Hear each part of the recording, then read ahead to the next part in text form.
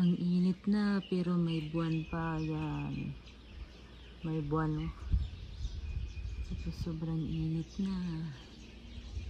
Yan yung laging nagtibag sa bundok. Dito sa harapan namin, ang taas ng bundok dito. Yan, yung mga puti-puti dyan, yun ang mga nagtibag yan. Yan ang mga nag-landslide. Dyan, pag maglindol konti, landslide na naman. Yan ang malaking landslide doon, papunta doon. Maraming landslide, yung nagtibag-tibag, puti. Puti yung ano, yan o. Ang init-init. Pag mainit, magtibag din yan doon. Yan o, nagputi-puti yung mga bundok. Nagtibag. May ano, train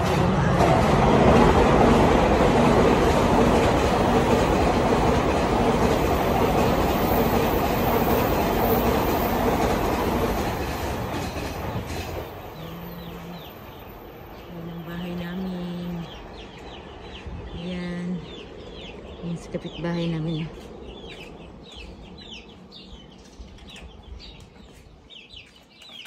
May mga alaga sa sisiw. Yan, kunti na lang. Marami kaya yan. Kaso, kinakain ng pusa. Malaki na sila, oh. Yan. Mga malaki na sila. Yan yung mga sisiw, ang daming tae.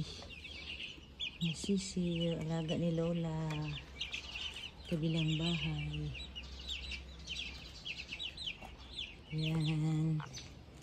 Yan yung sisiw na dito. Mga malaki yan na manok. Yan. Yan yung sisiw. Yan yung bahay namin yan, blue. Ito lang yan, sa gilid namin. Ayan, oh. Ang init-init. Sa loob ng bahay, parang ubin. Ako. Yan. Ang init dito. Yan na po. Yung overpass na nagliki-liki na may mga leaking na sa lindol. Ayan. Ito bahay ng amo ko.